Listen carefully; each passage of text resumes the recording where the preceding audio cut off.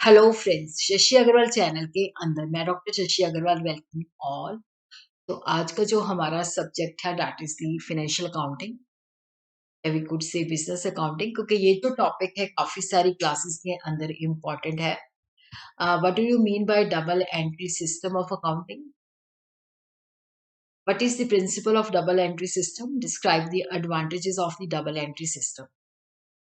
तो ये जो है फाइनेंशियल अकाउंटिंग स्टूडेंट्स के लिए रेलेवेंट है, बिजनेस अकाउंटिंग के लिए रेलेवेंट है, उसी तरह ये प्लस वन के स्टूडेंट्स के लिए भी रेलेवेंट है। तो this is my app, Edusum app, जिसको आप गूगल प्ले स्टोर से डाउनलोड कर सकते हो।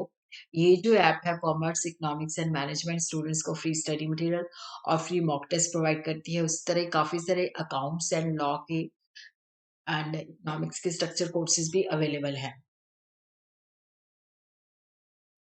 तो यहाँ पे हम डबल एंट्री सिस्टम का मीनिंग, उसके फीचर्स, उसके एडवांटेजेस, डिसएडवांटेजेस, ट्रेडिशनल अप्रोच और मॉडर्न अप्रोच के अंदर क्या रूल्स हम अप्लाई करते हैं, इसके ऊपर पहले मैंने डिटेल में वीडियो डाली है। तो ये जस्ट एक समराइज्ड वीडियो है कि एग्जामिनेशन के अंदर इस तरह से क्वेश्चन आता है तो लिखना कैसे है। देखो, जो डबल एंट्री सिस्टम है, जैसे हम कह सकते हैं पैकॉली जो है that is the father of modern accounting. तो उन्होंने डबल एंट्री बुक कीपिंग के ऊपर जो है बुक लिखी थी। तो उन्होंने कहा था कि जब भी हम जो अकाउंट्स मेंटेन करते हैं तो उसके ड्यूल एस्पेक्ट्स जो होते हैं उसको एक्सप्रेस करते हैं। एक एस्पेक्ट डेबिट होता है, उसके बिल्कुल इक्वल उतना ही क्रेडिट होता है। कि जो भी अकाउंटिंग ट्रांजैक्शन होती है उसके दो पहलू होते हैं।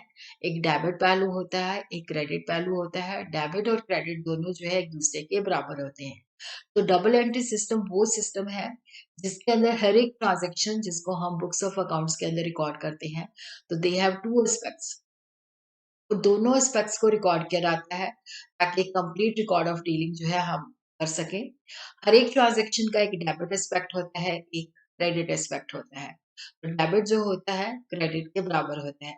जैसे मान लो आपने समोसे खरीदे हैं और समोसे खरीदने के लिए आपने शॉपकीपर को जो है मनी दी है, 100 रुपीज दिया है। मान लो आपने 10 समोसे खरीदे हैं। अब शॉपकीपर ने समोसे सेक्रीफाइस किए हैं और उसके पास कैश आया है। उसी तरह आपने कैश सेक्रीफाइस किया है और समोसे लिए हैं।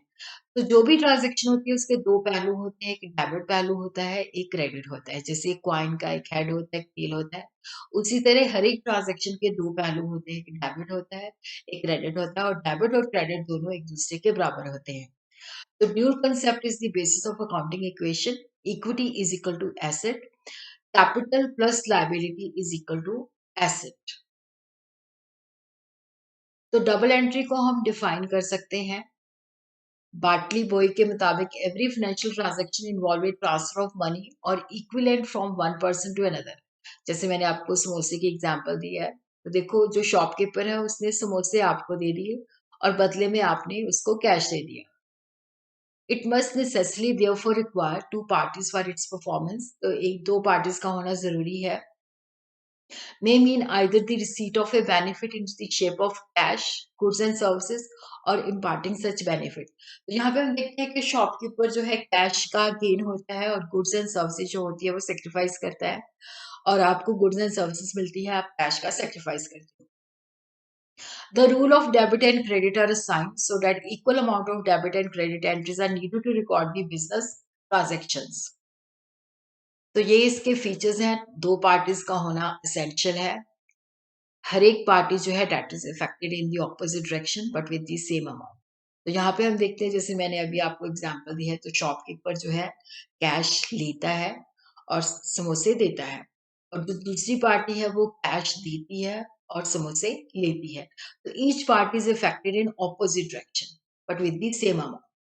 Each transaction affect at least to items in the equation. देखो यहाँ पे क्या होता है कि हर एक ट्रांजेक्शन के दो पहलू होते हैं, एक डेबिट होता है, एक क्रेडिट होता है। The changes are recognized from the angle of the party in whose books recording is being done। तो देखो, जब हम एंट्री करते हैं, जो रूल्स हम अप्लाई करते हैं, तो वो देखते हैं कि वो किस पार्टी की बुक्स के अंदर रिकॉर्ड होनी है। सेलर की पार्टी के अंदर रिकॉर्ड होनी है कि बार की पार्टी के अंदर रिकॉर्ड होनी है। तो उसी हिसाब से जो है ट्रांजेक्शन की जाती है। और चेंजेस जो होती हैं दो रिलेटेड टू के दो जो अकाउंट होते हैं वो दो अकाउंट होते हैं। तो वो हम changes are recorded in two related accounts in the books of the party। Account receiving the benefit is debited. तो जो अकाउंट बेनिफिट रिसीव करता है उसको डेबिट करते हैं और जो बेनिफिट देता है उसको हम क्रेडिट करते हैं। तो हर एक ट्रांजैक्शन का एक डेबिट पहलू होता है, एक क्रेडिट पहलू होता है और वो दोनों ही एक दूसरे के बराबर होते हैं। Each account has 2 sides, debit and जो डेबिट होता है वो लेफ्ट साइड पे होता है और क्रेडिट जो होता है वो राइट साइड पे होता है। जितना डेबिट होता है उतना ही क्या होता है, क्रेडिट होता है।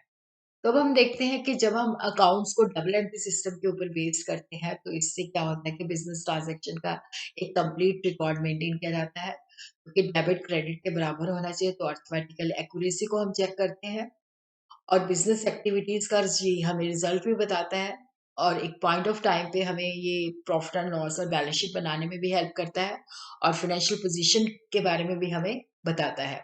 और उसी तरह हम पिछले सालों के साथ कंपैरिजन कर सकते हैं, हमारे जैसी सिमिलर फर्म के साथ भी कंपैरिजन कर सकते हैं। तो जब हम ट्रांज़ैक्शंस को डेबिट ड्यूल एस्पेक्ट पे रिकॉर्ड करते हैं, तो चांसेस ऑफ एरर जो होते हैं मिनिमाइज़ हो जाते हैं और उसी के बेसिस पे हम टैक्स लायबिलिटी को भी डिटरमिन कर सकते हैं और किसी भी अकाउंट की डिटेल को हम आसानी के साथ जान सकते हैं। और मैन्युफैक्चरिंग अकाउंट बना के हम कॉस्ट ऑफ प्रोडक्शन को भी कैलकुलेट कर सकते हैं। तो प्रॉफिट जो होता है, वो under the head gross profit या नेट प्रॉफिट के अंदर जो है डिस्कस किया जाता है, बताया जाता है। डिसएडवांटेजेस होते हैं कि देखो जो बुक्स ऑफ अकाउंट्स है वो हर बंदा नहीं कर सकता। उसको अकाउंट्स की नॉलेज होनी चाहिए, तो एक एक्सपर्ट चाहिए होता है। तो जब हम ट्रांज़ैक्शंस को रिकॉर्ड करते हैं, लेजर में डालते हैं, तो ये एक लेंथी कॉम्प्लेक्स प्रोसेस है और काफ़ी सारा एक्सपेंसिव है क्योंकि इसके लिए हमें एक्सपर्ट्स रखने पड़ते हैं। और जो छोटी फर्म्स होती हैं, उनके लिए ये इकोनॉमिकल नहीं होता, उनके लिए ये काफ़ी कॉस्टली हो जाता है। तो अब हम देखते हैं कि what are the principles of the double entry system. तो देखो ये जो है इस प्रिंसिपल के ऊपर बेस्ड है कि every transaction has 2 aspect, one is debit aspect and the second is credit aspect. और debit is always equal to credit. Debit is written on the left and the credit is written on the right side. Every debit must have corresponding credit. Debit should be equal to credit. Debit जो है that receives the benefit और credit जो है वो benefit render करता है। तो rules of double entry system के अंदर ट्रेडिशनल अप्रोच है, मॉडर्न अप्रोच है, तो यहाँ पे हम बहुत ब्रीफली डिस्कस करेंगे। तो यहाँ पे ट्रेडिशनल अप्रोच के अंदर 3 तरह के अकाउंट होते हैं। पर्सनल अकाउंट, जैसे नेचुरल अकाउंट हो गया, जैसे राम, श्याम जो एक्चुअल में बर्थ लेते हैं, जैसे और आर्टिफिशियल पर्सनल अकाउंट जैसे ऑर्गेनाइजेशंस होती हैं, रिप्रेजेंटेटिव जैसे आउटस्टैंडिंग एक्सपेंसेस है या एक्रूड इनकम है। रियल अकाउंट जो होते हैं, एसेट अकाउंट होते हैं, टेंजिबल और इंटेंजिबल। नॉमिनल अकाउंट जो होते हैं, expenses and losses and income and gains. तो देखो जब हम जो रूल्स लगाते हैं डेबिट और क्रेडिट के, अगर पर्सनल अकाउंट किसी ट्रांजैक्शन में है तो वहाँ पे हमने देखना है कि वो रिसीव कर रहा है कि दे रहा है। अगर रिसीव कर रहा है, जैसे amount is received by the Ram, तो राम यहाँ पे रिसीवर है तो उसको हम डेबिट कर देंगे। Amount is paid by Shyam, तो श्याम यहाँ पे गिवर है तो उसको क्रेडिट कर देंगे। डेबिट द रिसीवर, तो जो भी ट्रांज़ैक्शंस में आपने देखना है कि अगर वो पर्सनल अकाउंट है, अगर वो रिसीव कर रहा है तो डेबिट कर दीजिए, अगर वो दे रहा है तो उसको क्रेडिट कर दीजिए। रियल एसेट डेबिट जो है, जो बिज़नेस में चीज़ आ रही है तो उसको डेबिट कर दिए, अगर वो बिज़नेस से बाहर जा रही है तो उसको क्रेडिट कर दीजिए। जैसे हम चीज़ें खरीदती हैं तो they are coming in the business तो इसलिए डेबिट कर देते हैं, जैसे कैश हम रिसीव कर रहे हैं तो that is coming in the business तो डेबिट कर दीजिए। जो चीज़ बिज़नेस के बाहर जाती है but goes out that is credited.